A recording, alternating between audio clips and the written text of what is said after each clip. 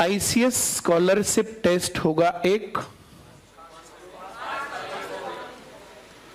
First prize will be 5 lakhs।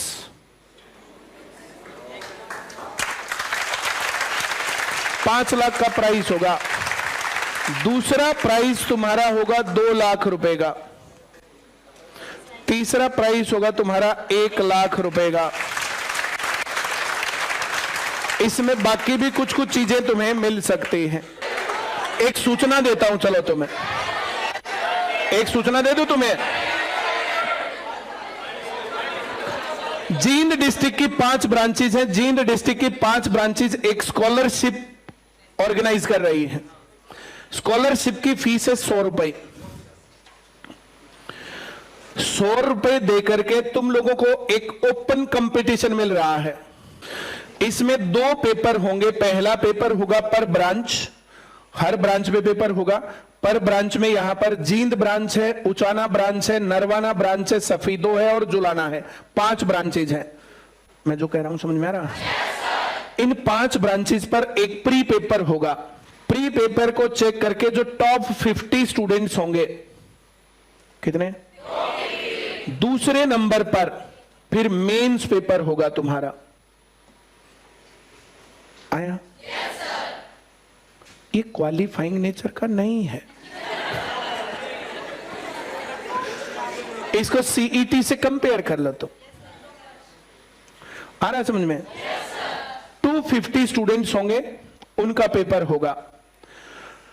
जितने लोग ऐसा पेपर देते हैं, पेपर देने का पहला बेनिफिट तुम लोगों को इस तरीके से एक ओपन कंपटीशन मिलता है कि सीईटी जो ग्रुप डी आ रहा है उसमें तुम्हारा लेवल कहां होगा, उसकी रैंकिंग का तुम्हें पता चलेगा। तुम मेंस में पहुंच पाओगे कि नहीं पहुंच पाओगे? हाँ या ना? मैंने जो कहा समझ में आ गया? कोई दिक्कत? वेरी गुड, बहुत बढ़िया। ये सभी को देना चाहिए।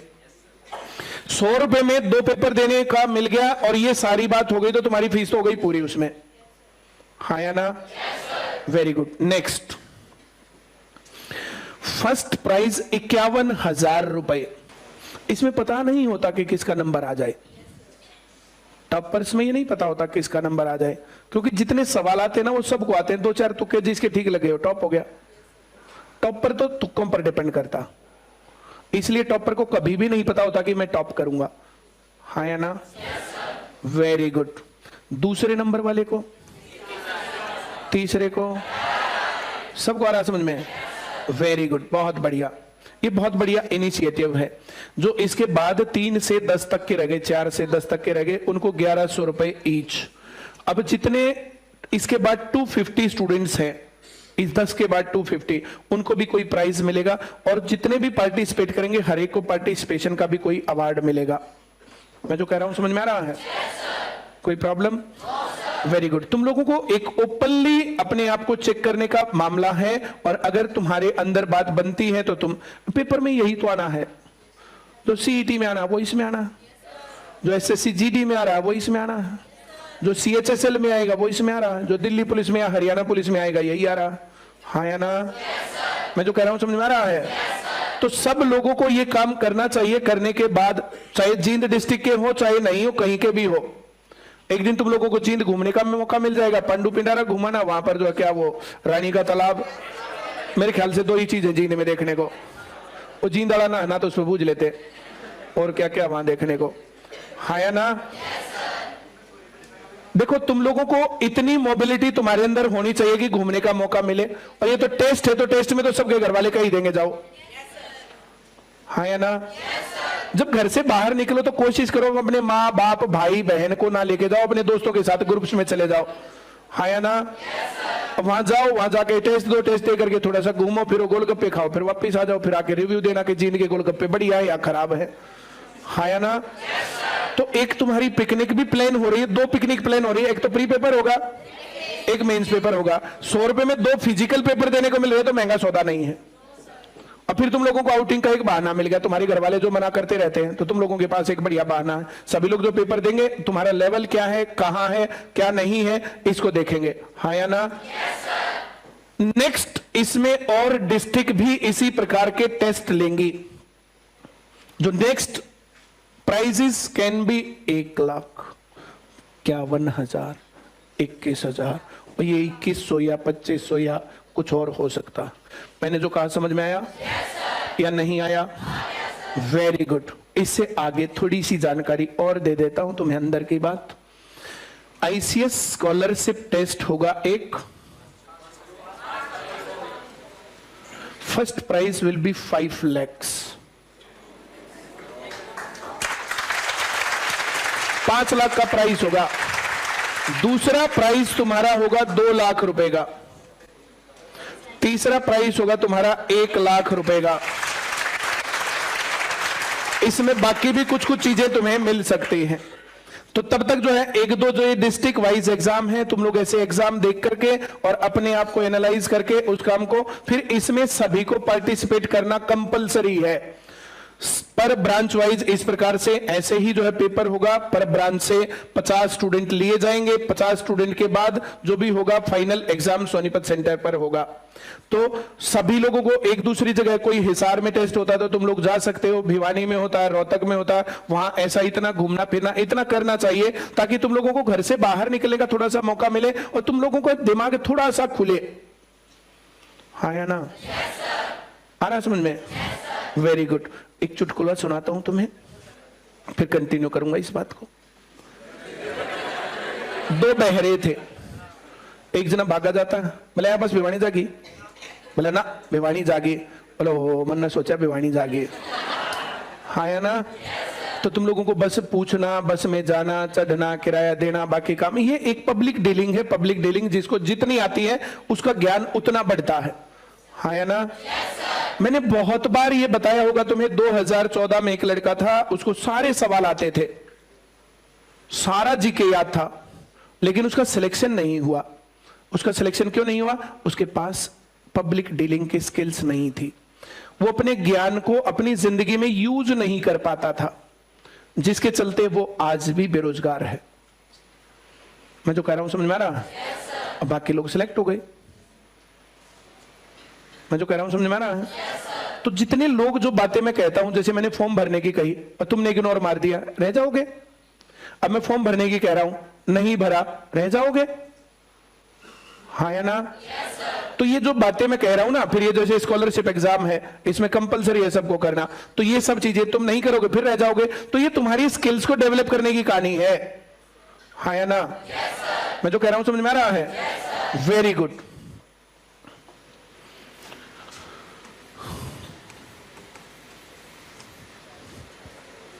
ये क्या है? ये क्या है? नहीं, कवि सम्मेलन तो 25 फरवरी को। कवि सम्मेलन तो 25 फरवरी को।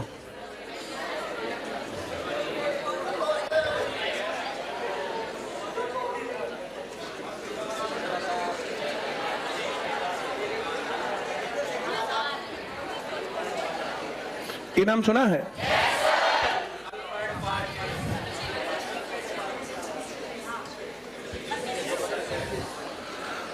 चंद्रशेखर आजाद 27 फरवरी 1931 एल्फ्रेड पार्क में अपनी ही गोली मार के शहीद हो गए थे, है ना? चंद्रशेखर आजाद की जीवनी हमने निकाल रखी है। Very good. ये मैंने प्लान नहीं किया, पर ये एक्टिविटी हम करेंगे। इसमें पर ब्रांच हम लोग 2 घंटे का टाइम लेंगे। 2 घंटे सभी लोग चंद्रशेखर आजाद के ऊपर बोलेंगे, जो जो बोलना चाहते हैं। अब जिनके अंदर जो स्किल्स नहीं है, जो कुछ भी नहीं है, चंद्रशेखर आजाद की सभी लोगों के पास किताब होनी चाहिए। एक दिन मैं उसको पढ़ा भी दूंगा, 2 दिन 3 दिन थोड़ा थोड़ा पढ़ा दूंगा। ऐसा करके चंद्रशेखर आजाद की किताब 1-2 दिन में सभी लोग अरेंज कर लो। अरेंज करके इस किताब को पढ़ो। पढ़ने के बाद इसको मैं तुम्हें जो है अपने तरीके से जो है वो कर दूंगा रिपोर्ट। मैं जो कह रहा हूं समझ में आ रहा है? एक मैं चाहता हूं कि जैसे चंद्रशेखर आजाद के शहादत दिवस पर हम लोग शिक्षा और रोजगार अवेयरनेस एक रैली जैसे हमने उस दिन निकाली थी, वैसी एक रैली भी निकाले शहर में। मैं जो कह रहा हूं समझ में आ रहा है? तो वो शहीदों को समर्पित रैली होगी। शहीदों के सपनों को साकार करो, फिर उनसे रिलेटेड ये बातें। हाँ या ना? तो जैसे ये एक्टिविटी, ये तुम्हारा जैसे पढ़ाई के साथ साथ ये पढ़ाई में अब जो कितने % हम लोग जो है ये पार्ट टाइम लेते हैं, वैसा करने से, ये एक्टिविटी करने से तुम्हारा ओवरऑल डेवलपमेंट का काम है ये। इसी को बोलते हैं ओवरऑल डेवलपमेंट की सारे काम किए जाए, हाँ या ना। नेक्स्ट,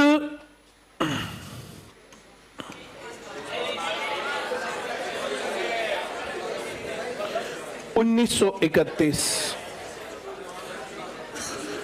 ये देखो कितना गया।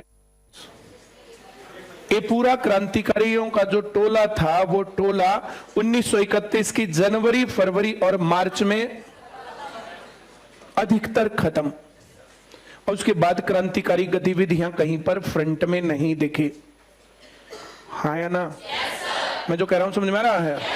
Very good. एक डिबेट में चाहता हूं कि हम लोग एक डिबेट इसमें हरियाणा लेवल की करें,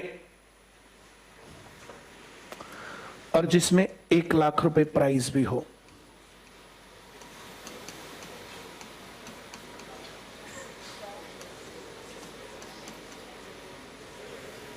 मैं जो कह रहा हूं समझ में आ रहा है? तो तुम्हारे अंदर अपने आप को रिप्रेजेंट करने के स्किल्स, अपने आप को प्रेजेंट करने के स्किल्स, कन्विंसिंग स्किल्स, और इन चीजों को कैसे बोलते हैं, कैसे बताते हैं, या कुछ भी करते हैं, हाँ या ना। Very good. तुम्हें समझ में आ रहा है? मेरा ऐसा विचार है एक। और दूसरा, सोनीपत में एक बहुत बड़ी रैली, सभी ब्रांचेज से लोग आए, और एक बड़ी सी रैली 20-30 हजार स्टूडेंट्स, जिसका पूरा नेशनल मीडिया में भी कवरेज आए, ऐसा मेरा विचार है।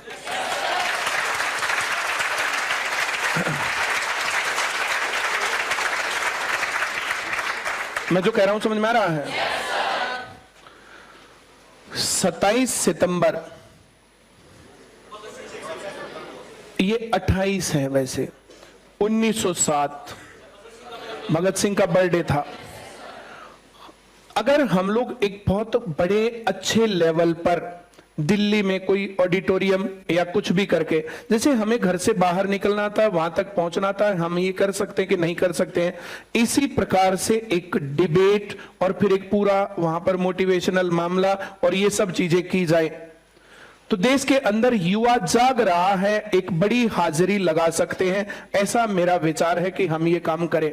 उसमें हर ब्रांच से, यहां से, वहां से, हर जगह से, जैसे कोई भी ऑडिटोरियम और इस प्रकार की चीजें अगर तुम कहोगे तो इसमें 2-4-5 महीने की प्लानिंग चाहिए, हाँ या ना। तो इस प्रकार का काम हम कर सकते हैं, हाँ या ना। आगे बढ़े। बहुत बढ़िया। जैसे 1931 में भारतीय जो ये देशभक्ति, इनकी देशभक्ति के ऊपर क्या संदेह है? शहीद भगत सिंह, राजगुरु सुखदेव, चंद्रशेखर आजाद और जो इनके साथी थे, शिव वर्मा, राजेंद्र लाहेड़ी, है ना, अशफाक उल्ला, जो भी इनका एक ग्रुप था, उनकी देशभक्ति पे किसी को कोई सवाल? मैं जो कह रहा हूं समझ में आ रहा है? लेकिन ये लोग एकदम से खत्म हो गए, और आज भी शहीद भगत सिंह को आतंकवादी भगत सिंह कहा जाता। वो परंपरा क्यों खत्म हुई, बीच में क्यों टूटी? देश आजाद हुए 75 साल हो गए, उनको यथाचित सम्मान क्यों नहीं मिला, हाँ या ना। हम लोग अपनी पढ़ाई, तैयारी और ये सब करते करते, और ये सब चीजें करते करते, इस प्रकार की गतिविधि करते हैं, तो हम लोग अपने आप में फिर एक अपने आप में जो ना, जैसे भाई देशभक्ति के साथ जोड़ना, बाकी चीजों के साथ जोड़ना, ये सब बातें बनती हैं। मुझे ऐसा लगता है कि हम लोगों को नौजवान भारत सभा दोबारा जिंदा करनी चाहिए।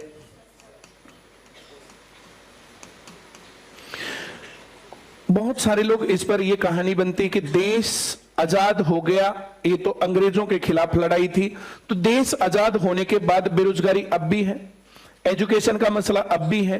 जैसे एजुकेशन पर टैक्स क्यों, हमारी एक मांग हो सकती है। इस प्रकार की चीजों को लेकर के हम लोगों को, समाज बाकी जागरूक और ये सब बातें करें, तो एक बहुत इंपॉर्टेंट पार्ट है, हाँ या ना।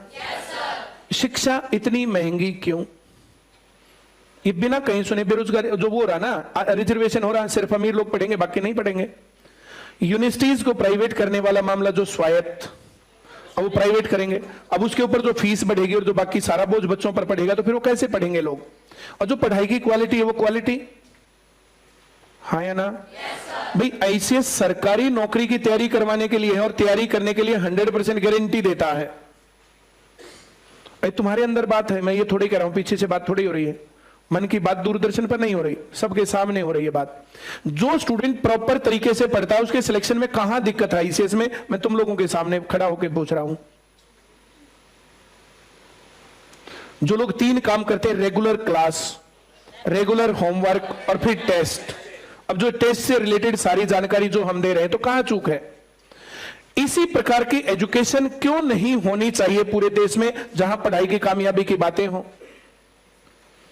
और ये जब तक नहीं होता है, जैसे हमने एज एग्जाम्पल के तौर पर आईसीएस कोचिंग सेंटर, अब और मैं क्या बोलूं इसके बारे में, वैसे ही आईसीएस स्कूलिंग का काम अब हम कर रहे हैं। 4th क्लास से 12th क्लास तक हम पढ़ाएंगे। जो स्टूडेंट हमारे पास पढ़ेंगे, अब उन लोगों को ये साहित्य, ये बोलना, ये प्रैक्टिस, ये ज्ञान और ये कंपटीशन, ये बहुत आसान काम है हमारे लिए, बहुत छोटी बात है हमारे लिए। इन कामों को हम कर सकते हैं और वो करेंगे हम। इस काम में तुम लोगों का योगदान कितना, तुम लोग कितना इसमें सपोर्ट करोगे। और ये सीधी सी कहानी है भैया, देखो 6 से 7 घंटे टाइम लगाने के बाद अब तुम लोगों को कंपटीशन देना, पहले का बैकग्राउंड कमजोर है, साल भर में तुम्हें लगना है, इसलिए तुम्हारे पास टाइम कम, इसलिए घर पे जाके होमवर्क है। वरना हम लोग यहां पर स्लो स्पीड हो सकती है, सवाल आया तुम लोगों ने किया, फिर अगला सवाल आया तुम लोगों ने किया, फिर अगला सवाल आया तुम लोगों ने किया, घर जाके होमवर्क ना करना पड़े, पर उसमें 3-4 साल लगेंगे। अब 3-4 साल किसके पास है? पहले इन लोगों के बैठ के रहे, क्यों? हाँ या ना? तो इस मसले को, ये स्कूली एजुकेशन, सिर्फ इतना करके जो बातें हमने कोचिंग में बोली वे बात पूरी तो की, वैसे ही स्कूल के लेवल पर जो बातें हम बोल रहे हैं, बातें हम पूरी तो करेंगे। हाँ या ना? तो जो ये बातें मैं बोल रहा हूं तुम्हें, तो तुम लोग जितना इसके पार्ट पर सपोर्ट कर सकते हो, जितने लोगों को ये बातें बता सकते हो, जितने लोगों को इसके साथ जोड़ सकते हो, उतना ही बढ़िया लॉन्चिंग होगी। और इसकी हर गांव में ब्रांच होंगी, आज नहीं तो कल। और ये पढ़ाई के मसले पर जैसे कंपटीशन में आईसीएस ने कमाल किया है, वैसे ही ये उस क्षेत्र में करेगा, उससे बड़े लेवल पर जाएगा। जो स्टूडेंट हमारे पास 4th क्लास से पढ़ रहा है, जो 5th क्लास से पढ़ेगा, जो 6th क्लास से पढ़ेगा, उसको ना बैग लाना, ना घर पे होमवर्क करना। और इस पढ़ाई के बाद बोला इंटरेस्ट कैसे डेवलप हो, तो इंटरेस्ट डेवलप कैसे होते हैं? इंटरेस्ट डेवलप करने के लिए हम लोगों को क्या करना होता है? इंटरेस्ट डेवलप करने के लिए भाई ये सिखाया, वो सिखाया, ये किया, वो किया।